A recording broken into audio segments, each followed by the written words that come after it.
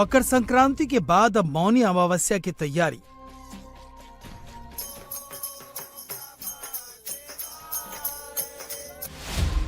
दूसरे अमृत स्नान के लिए युद्ध स्तर पर तैयारी।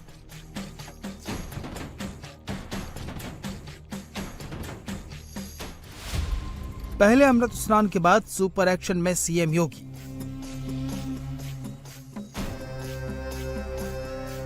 प्रयागराज महाकुंभ का आज चौथा दिन है।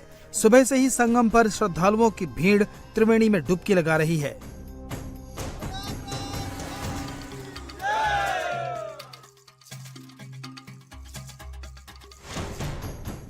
कड़ाके की सर्दी में भी लोगों में आस्था का अनूठा संगम दिख रहा है।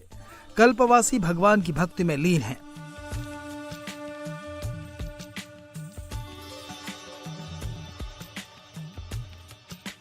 वहीं मकर संक्रांति के पहले अमृत स्नान के बाद अब योगी सरकार मौनी अमावस्या को होने वाले दूसरे अमृत स्नान की तैयारियों में जुट गई है। मुख्यमंत्री योगी आदित्यनाथ मौनी अमावस्या को होने वाले अमृत स्नान को लेकर सुपर एक्शन मोड में दिख रहे हैं।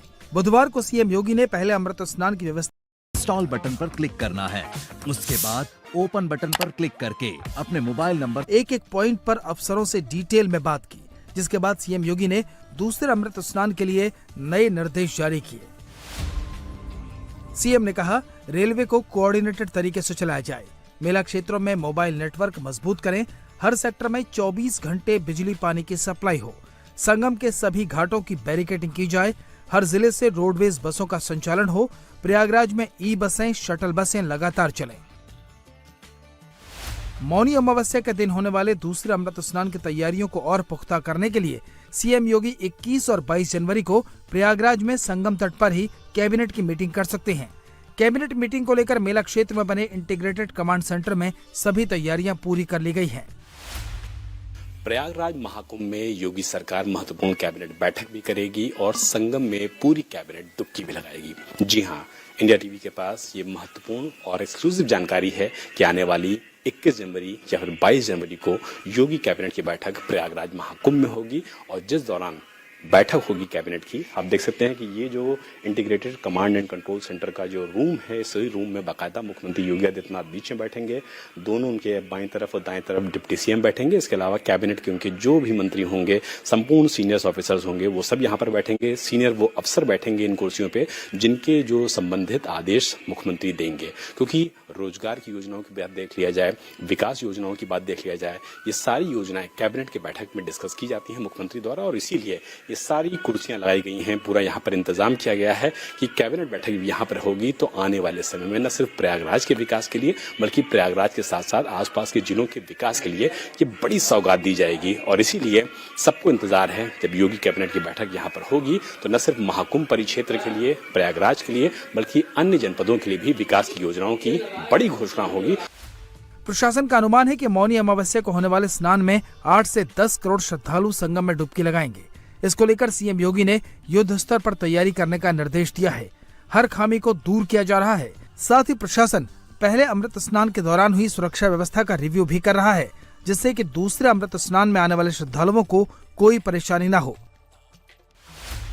29 जनवरी का जो स्नान है वो हमारा एक चुनौतीपूर्ण हम लोगों के सामने लक्ष्य है, जिसकी प्लानिंग हम लोग कर रहे हैं और अच्छे तरीके से उसे भी सकुशल संपन्न कराया जाएगा। देखिए, कुंभ जो है वो इतनी बड़ी एक व्यवस्था है पुलिस की दृष्टि से, पुलिस प्रबंधन की दृष्टि से, कि केवल इसमें एक तरफ से एंट्री और एक तरफ से एग्जिट ही नहीं क्रक्स है। इसमें तो बहुत सारे मतलब इश्यूज हैं, जैसे कि मल्टीपल इसमें एंट्रीज होती हैं और मल्टीपल इसमें एग्जिट्स होती हैं। बहुत सारी हमारी इसमें स्कीम्स हैं जो कि समय समय पे चलाई जाती हैं भीड़ प्रबंधन के लिए और भीड़ के आकलन को देख के उसके संबंध में डिसीजन लिया जाता है और चला जाता है। 144 साल बाद लगे महाकुंभ में आस्था संस्कृति के साथ आध्यात्म का भी अलग रंग दिख रहा है। महाकुंभ में जूना अखाड़े के एक संत ने पूरी दुनिया का ध्यान अपनी तरफ खींच लिया है। आईआईटी इंजीनियर बाबा के नाम से मशहूर अभय सिंह आईआईटी मुंबई से एरोस्पेस इंजीनियरिंग की डिग्री हासिल करने के बाद आध्यात्म के रंग में ऐसे रंगे कि उन्होंने फक्कड़पन और वैराग्य का जीवन चुन लिया। रुद्राक्ष की माला और शांत चेहरे के साथ अभय सिंह का साधु जीवन हर किसी के लिए जिज्ञासा का विषय बन गया है। मुंबई गए, IIT मुंबई, एरोस्पेस इंजीनियरिंग के बाद वही उसको ऐसे समझ में आया कि ये आधा अधूरा ही है, कि इससे तुमको क्या मिलेगा, मतलब ठीक है पैसे तो मिल जाएंगे बट वो क्या तुम वो वाली चीज़ पूरी लाइफ भर कर सकते हो क्या सेम।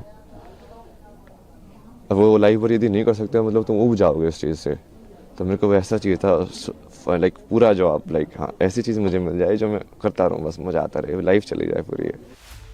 महाकुंभ में नागा साधुओं के साथ साथ हठ योगी बाबा भी दिख रहे हैं। कोई ऐसा भी है जिसने सालों से हाथ नीचे नहीं किया है, तो कोई संत ऐसे हैं कि सालों से बैठे नहीं। एक संत ने तो सिर पर जौ उगा रखी है, एक साधु ने तो कांटों का बिस्तर लगा रखा है। महाभारत में कुरुक्षेत्र के मैदान पर अर्जुन ने पितामह भीष्म को बाणों की शैया पर लटा दिया था। यहाँ प्रयागराज में एक बाबा ने कांटों का बिस्तर ग्रहण किया है। बाबा मलंग भाव से कांटों पर लेटे हुए हैं। उन्होंने एक हाथ विशेष मुद्रा में उठा लिया है और दूसरे हाथ से डमरू बजा रहे हैं। प्रभु की महिमा है। तो क्या कांटे आपको चुभ नहीं रहे? सब भगवान की महिमा है, उसको पूजा करता हूँ, गुरु की सेवा करता हूँ। गुरु ने ज्ञान दिया, गुरु से आशीर्वाद दिया हमको। कब से कांटों पे लेट रहे हैं आप? ये आज 42 साल हो चुका है, हर साल लगाता हूँ। महाकुंभ में ऐसे संतों का दरबार भी सजा है जो विदेशी हैं, जन्म से सनातनी नहीं हैं, लेकिन अब पूरी तरह से सनातन के रंग में रंगे हैं और दुनिया भर में सनातन का प्रचार कर रहे हैं। जापान से ऐसी एक महिला संत महाकुंभ में पहुंची हैं। इनका नाम केइको अकावा है। 20 साल पहले भारत आई, पायलट बाबा से मिली, फिर हिमालय में घूमी, साधना की और अब महामंडलेश्वर बन गई है।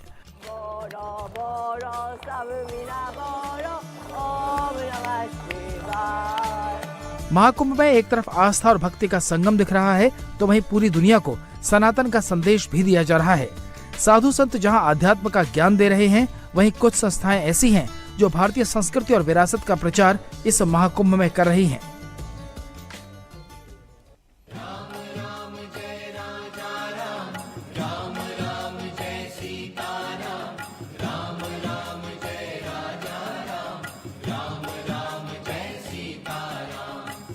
महाकुंभ में ये एक ऐसा चेहरा है जिसके बारे में हर कोई जानना चाहता है। ये मॉडल है या साध्वी है, ये सवाल हर किसी के मन में घूम रहा है। इनका नाम है हर्षा रिछारिया, पेशा है मॉडलिंग, एंकरिंग। लेकिन ये इस आध्यात्मिक चोले में क्या कर रही हैं? आखिर इनकी असली पहचान क्या है? कुंभ में देश भर से साधु सन्यासी पहुंचे हैं, लेकिन एक चेहरा गूगल पर ट्रेंड कर रहा है, साध्वी हर्षा। वही साध्वी हर्षा इस वक्त हमारे साथ मौजूद हैं। साध्वी हर्षा, सब जानना चाहते हैं कौन है साध्वी हर्षा? देखिए, सबसे पहले मैं ये सबको करेक्ट कर रही हूँ कि मैं साध्वी नहीं हूँ, क्योंकि साध्वी बनने के लिए, वहां तक पहुंचने के लिए जो तपस्या, जो साधना और जिन संस्कारों को करना पड़ता है, वो मेरा अभी कुछ भी नहीं हुआ है। मैं नॉर्मल से अपने गुरुदेव की एक शिष्या हूँ, उनके इतने बच्चे हैं, उनमें से मैं एक हूँ। तो मैं बस गुरु दीक्षा के साथ, मंत्र दीक्षा के साथ अपनी जीवन में साधना कर रही हूँ। आप कौन हैं, क्या करती हैं, क्या करती रही हैं, इसको लेकर बहुत उत्सुकता है। अपने बारे में बताइए, अगर कोई जानना चाहता है इस साध्वी वेश के अलावा हर्षा कौन है, हम आपसे जानना चाहते हैं, बशर्ते ये कि गूगल पे कुछ और ट्रेंड करे और कुछ और धारणाएं बने। बिल्कुल, मेरा नाम जैसे कि आपने बताया हर्षा रिछारिया है। मेरा जो जन्म स्थान है वो झांसी बुंदेलखंड का है, और उसके बाद मैं भोपाल में मेरी स्कूलिंग और मेरी कॉलेज लाइफ चली है, और वहां से मैंने इवेंट इंडस्ट्री में एज एन एंकर कदम रखा। मैंने एंकरिंग किया नेशनली, इंटरनेशनली। देन उसके बाद मैं एक्टिंग में आई। हर्षा के इंस्टाग्राम पर 13 लाख फॉलोअर्स हैं, जबकि यूट्यूब पर करीब 5000 सब्सक्राइबर्स हैं। एक सोशल मीडिया इन्फ्लुएंसर, एक एंकर या कहें एक एक्टर कैसे साध्वी बन गई? ग्लैमर की दुनिया से आध्यात्म की दुनिया में कैसे पहुंच गई?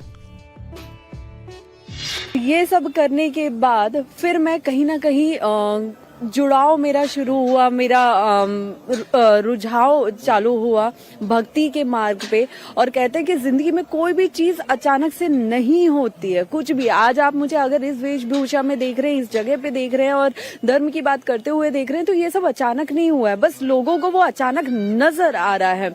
आप मेरे सोशल मीडिया पे देखेंगे तो आपको भक्ति से जुड़े हुए, मंदिर से जुड़े हुए, मेरे इस गेटअप से जुड़े हुए बहुत से वीडियोस, बहुत से पोस्ट नजर आएंगे जहां मैं धर्म की बात कर रही हूँ, जहां मैं सनातन धर्म से, संस्कृति से जुड़ने की बात कर रही हूँ। तो पिछले कुछ टाइम से मेरे अंदर वो आया है, एक इंस्पिरेशन आई है कि मुझे युवाओं को, समाज को अपने धर्म से जोड़ना है, जागरूक करना है, हमारे कल्चर के बारे में, हमारे त्योहारों के बारे में जितना मैं जानती हूँ उतना मैं लोगों को बताऊं, और जो मुझे नहीं पता है वो मैं सीखूं। निरंजनी अखाड़ा से जुड़ी 30 साल की हर्षा ने 2 साल पहले आध्यात्म का रास्ता चुन लिया और आचार्य महामंडलेश्वर स्वामी कैलाशानंद गिरी महाराज की शिष्या बन गई और अब उनका ये रूप सामने आया है।